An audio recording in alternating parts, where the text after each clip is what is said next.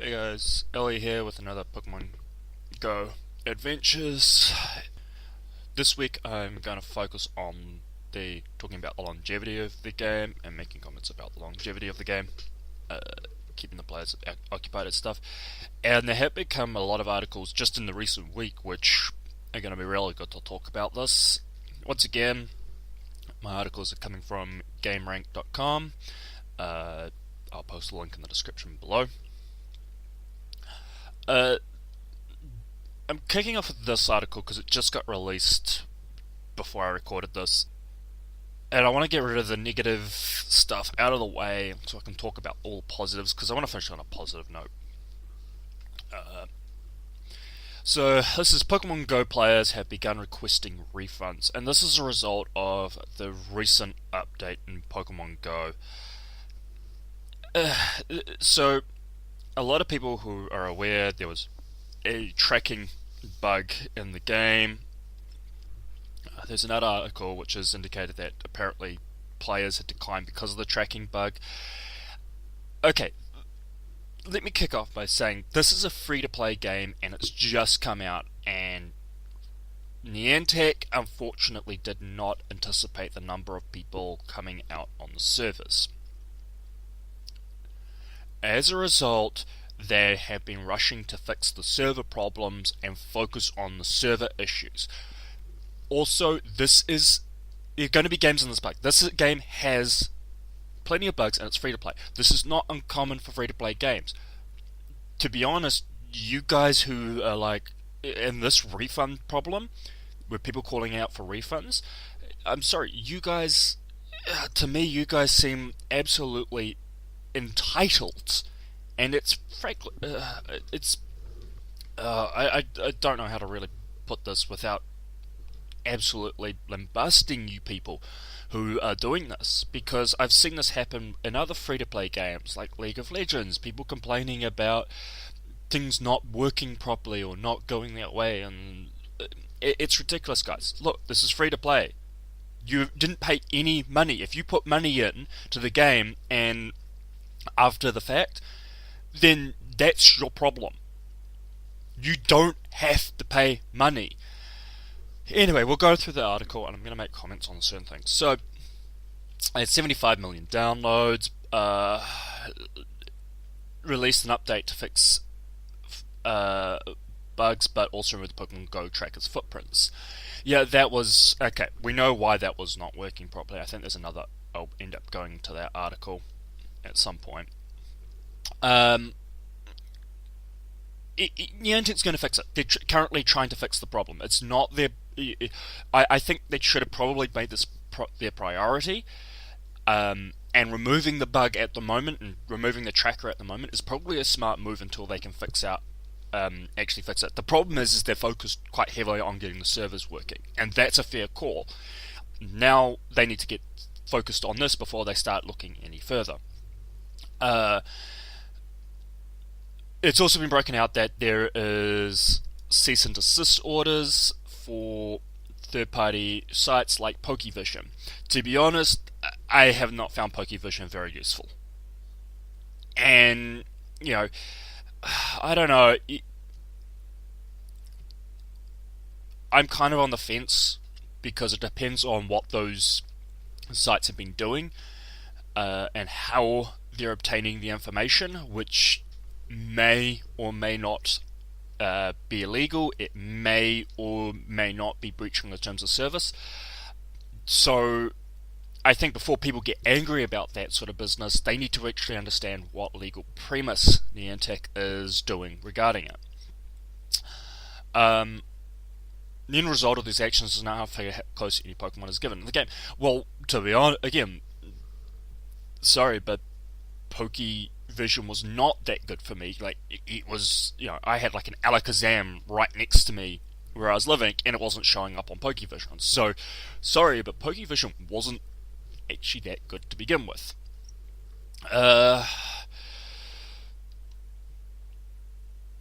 So, Kotaku reports that some Pokemon Go players are now calling for refunds on their in-app purchase, citing that their tracking changes in the crates A Reddit thread started earlier today contains many people reporting results that attempts to get a refund from iTunes. A few games appear to be successful. Pokemon Go already declines was already declining thanks to the tracking good, but Niantic's decision to completely remove the footprints altogether, combined with the shutdown of third-party solutions like Pokevision apps, appears to have upset a lot of players. Many successful refund requests are simply stating that the player can no longer use the purchased items like incense as originally intended. Well, I'm calling BS on that one because the incense does not actually work with the tracker to begin with, nor does the lure. Those things are completely separate. They spawn Pokemon in those locations based on a certain distance or certain time travelled, or time there. Like, it doesn't actually... those Pokemon that spawn in the lures or in the incense are actually separate from the server-based Pokemon. That's obviously something that these players do not understand, and which Niantic could easily turn around and say, no, we don't actually have to refund because this is not actually how this in-app purchase or this in-app item works. It doesn't combine with the tracking. So, I mean, sorry, you don't understand how they work if that's what you think. Both Apple and Google have short time limits for requesting a refund on an in-app purchase, but some players who made purchases weeks ago are reporting success by speaking directly to customer support instead of an online form. You know, it's unclear if Google or Apple are removing any purchased items from the user's account upon granting a refund, but some gamers in the Reddit thread are claiming to still have all of their Pokecoins even after getting their money back. That's weird. Again, this is something I don't understand. Like, it's no point me going to Riot Games, buying Riot Points, and then buying a skin through Riot Points, and then deciding I don't want that skin. Why would I get my money back? I've bought the Riot Points. That shouldn't happen, and I'm hoping Google and Apple lose their money on that account because they're the ones that have made the mistake on that. If they're refunding, yes, you should receive the Pokecoins back. No, you shouldn't be receiving the money back. The Pokecoins are essentially another form of currency. Niantic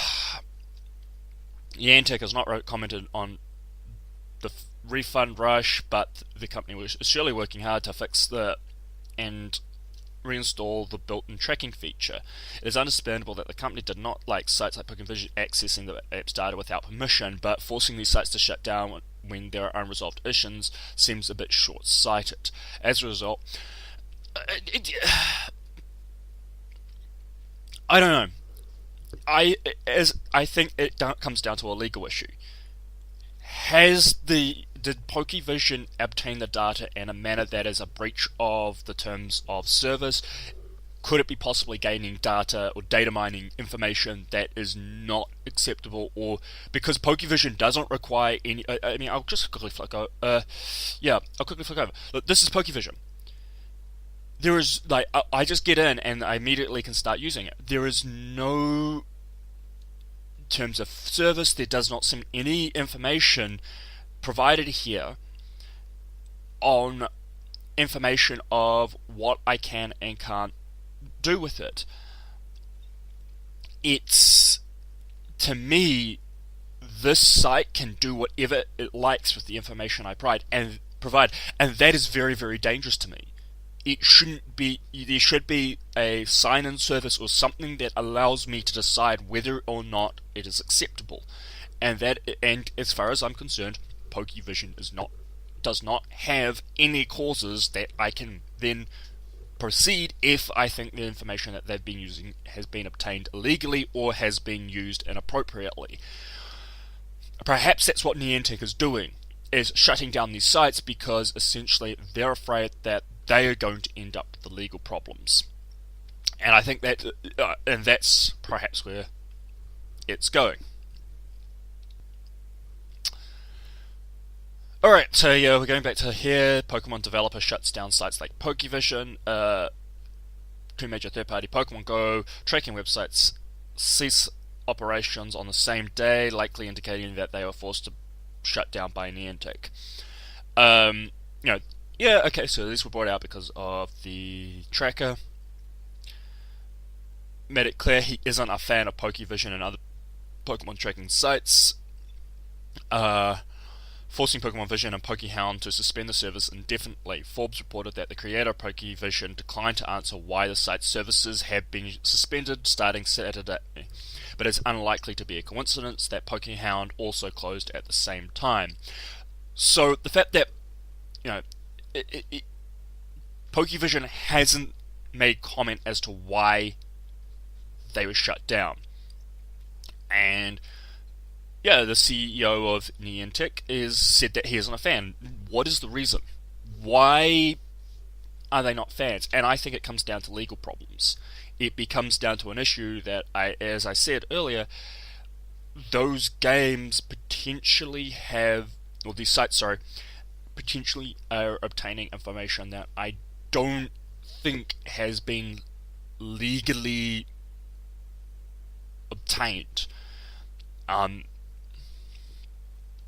Although countless number of players will undoubtedly be inconvenienced by these sites being taken offline, suspected that this day is coming, sites like Pokevision and use against sites like Pokevision use the game's data in ways that is against the terms of service of Pokemon Go. That is the problem. It is against the terms of service. It is illegal grounds.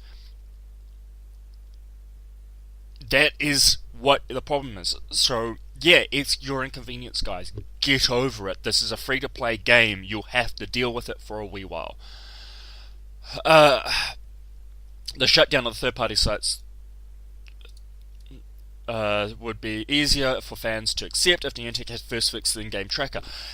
Niantic was too busy trying to fix the server problem, which, to be fair, I'm probably backtracking what I said a bit earlier, but that, fixing the server problem should have been their priority. It was a clear issue. There was other bugs that appeared that they quickly jumped on and fixed, which clearly screwed up something with the tracker, and now the tracker has to be fixed. This is a case of Niantic's putting priority on its main features. This isn't a problem. This is a developer thinking, what am I fixing? With Pokemon Go Tracker still broken and third-party Pokemon sites taking down, players will undoubtedly be frustrated by this turn's events. It remains to be seen if the shutdown tracking sites will have major impact on the player base. I don't think it is. Most of us, most people are now going around doing gym battling, and it's trying to obtain Stardust. That's the issue. Tracking Pokemon isn't really the big deal at the moment. I think most people that I've talked to, were just catching tons and tons of Rattata's, Pidgeys for Stardust. Many of us are just going off to the gyms. The other is that we're getting tons and tons of Pokemon through eggs anyway, so most of the main features that we're using still work. Yeah, it's frustrating when Alakazam or Vaporeon or Magma show up and I can't find it, but it's something I'm just going to have to live with.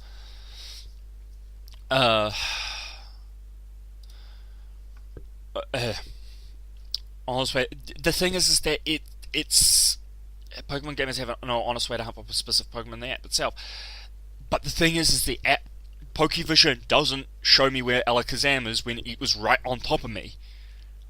So it's not, to me, that's not a bad problem. We got Pokemon Go update removes. So if you haven't seen, a new update basically is remove the footprints. There's been a few more streamlined things that have been fixed, which is good. It's not really much to report on there. Changes spawns in certain locations, so early most positive. Pokemon Go's fairly limited content has led a lot of game getting figured out in the past month. That's cool. I don't know what the problem is there. Dedicated players will be familiar with the concept of lure parties, designed to maximize a group of players' experience gains in a specific amount of time.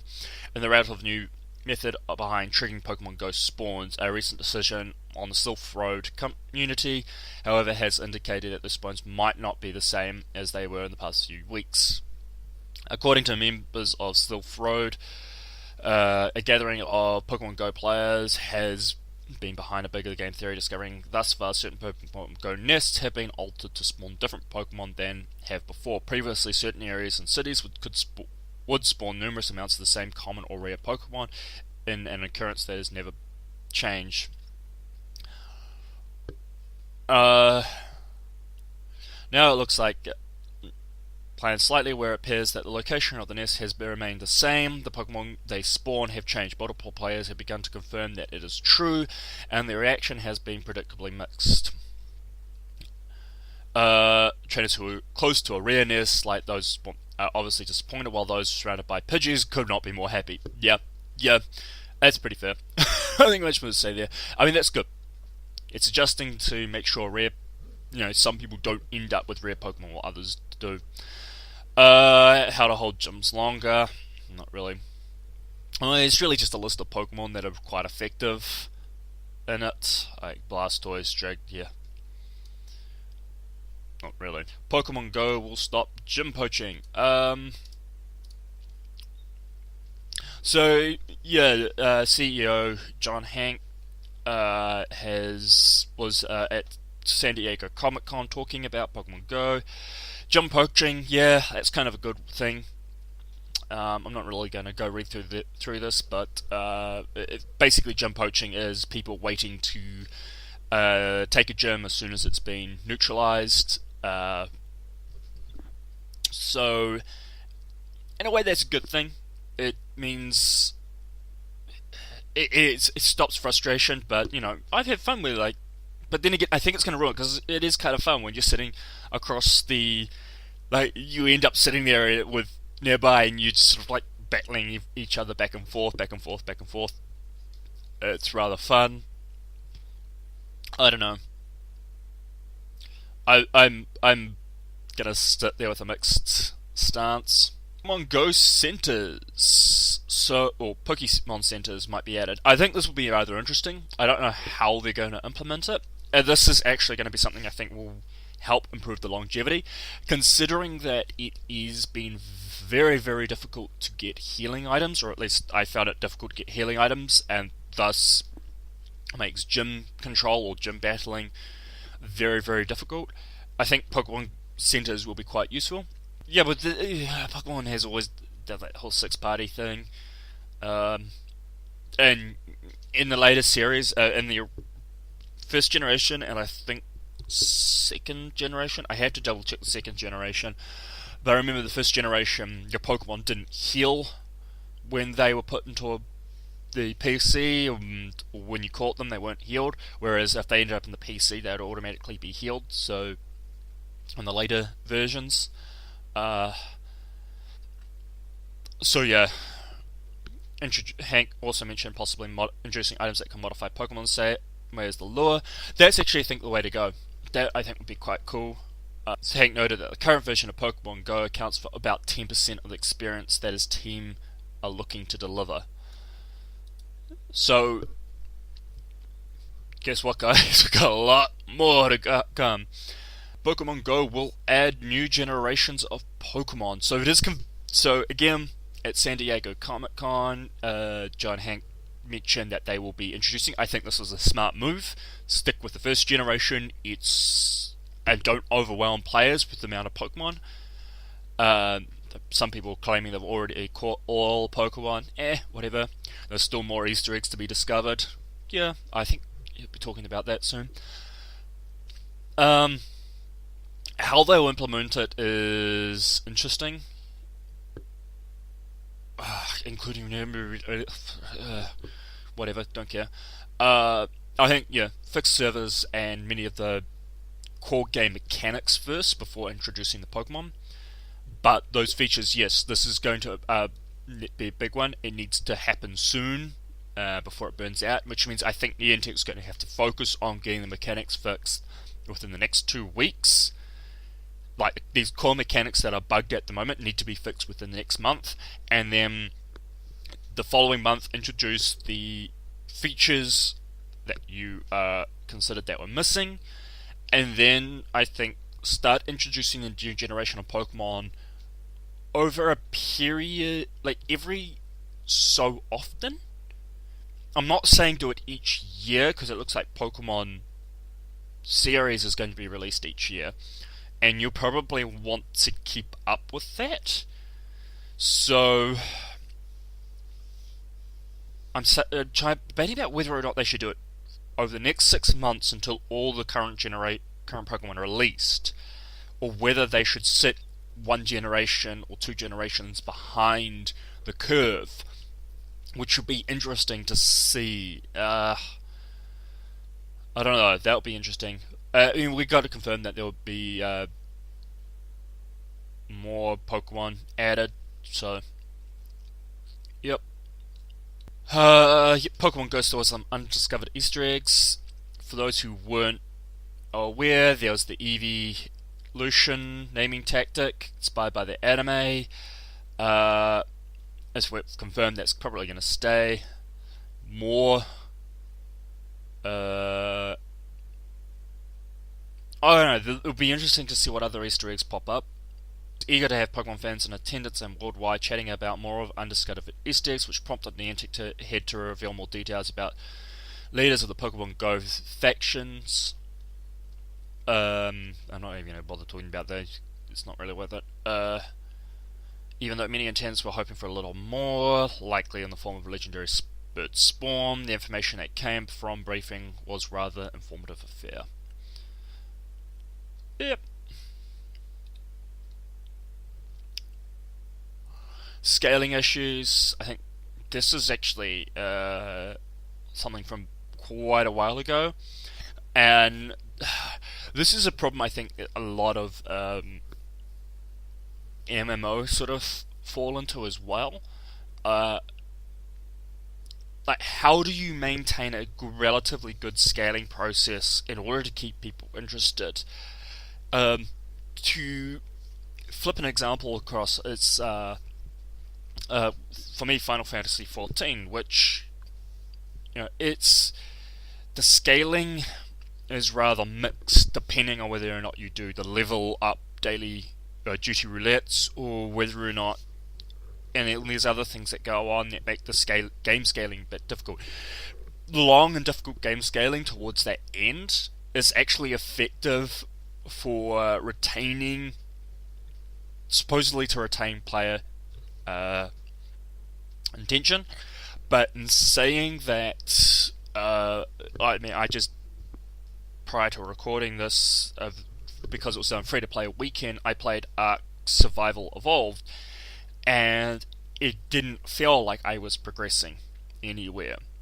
When you get to that point where it doesn't feel like you're progressing, that's when you got a bit of a toss-up problem. So you do have to balance that out, but you don't want people to suddenly hit the level cap and then have nothing else to do. I think there does need to be some sort of in-game mechanic for Pokemon Go when you hit level 40 or hit those higher levels, or level 50, whatever, that makes it still feel like you're progressing, but it doesn't but you don't get bored of it quickly. It's got to feel like it's progressing, but you don't feel like you've hit the end. So, I've heard people talk about like, we don't need progression. No, I think progression. Progression doesn't have to be in the form of, I'm scaling up, I'm getting this. Progression. I guess progression just has to be. You have to feel like something is changing in the game, I think, is how I would describe progression. That you have to feel like you're getting something new all the time. And I think this is going to be a case of that we'll see how Niantic deals with this later, and I think we're going to see higher scaling or a change in the scaling when new generation of Pokemon come out. And it may be something along the lines of that you can't access the second generation Pokemon until you reach, say, level 30. And then when you reach level 40, you have access to the third generation Pokemon, something like that. That might be rather how they go. It'll be interesting to see how that goes. Uh, so hopefully that leaves it on a reasonable high note. I'm going to leave it there. That pretty much wraps up this episode. Gonna probably look at throwing on some sort of like law party for those in the local region. If you follow me on Facebook, you'll find out about it pretty easily. I'll call it there. Like, dislike, subscribe, whatever. Don't care. Catch you all later.